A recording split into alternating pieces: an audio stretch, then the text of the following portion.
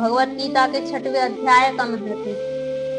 भगवान जी बोले, हे लक्ष्मी, अब 6ठे अध्याय का महत्व सुनो।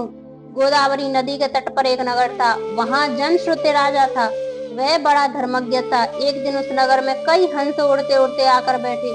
उनमें से एक हंस बैठते ही उतावला हो उड़ गया।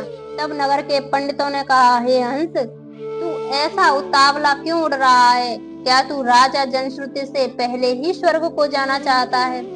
तब उन पक्षियों में जो सरदार था उसने कहा, इस राजा से भी बढ़कर एक रैयक मुनि श्रेष्ठ है। वह बैकुंठ का अधिकारी होएगा।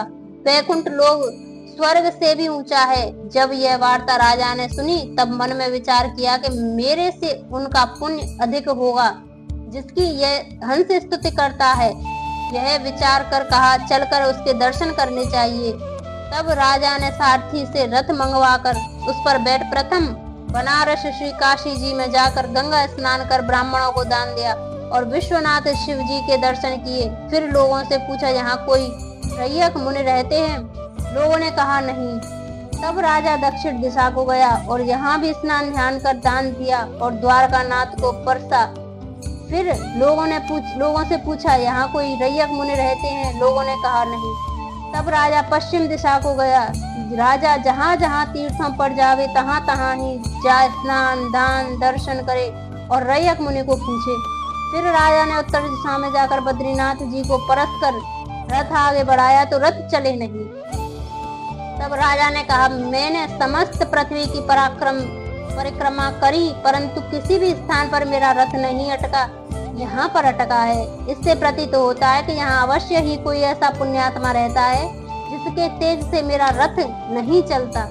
तब राजा ने रथ से उतर आगे चलकर देखा कि पर्वत की कंदरा में मुनि बैठा है जिसका तेज सूर्य की किरणों के समान है।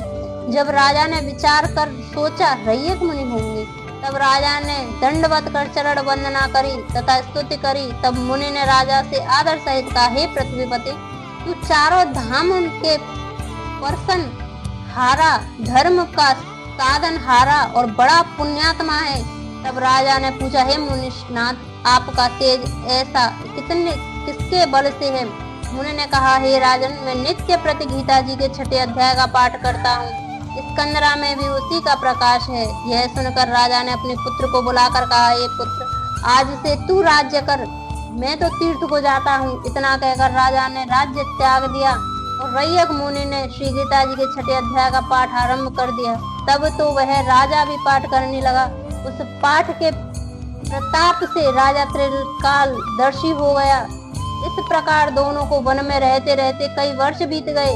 एक दिन प्राणायाम करके दोनों ही देह त्याग दिया। तब स्वर्ग से विमान आए, तिन पर बैठकर बैकुंठ को गए। श्री नारायण जी बोले, हे लक्ष्मी, यह गीता जी के 6ठे अध्याय का महत्व है जो तुमने श्रवण किया। 6वें अध्याय का महत्व समाप्त।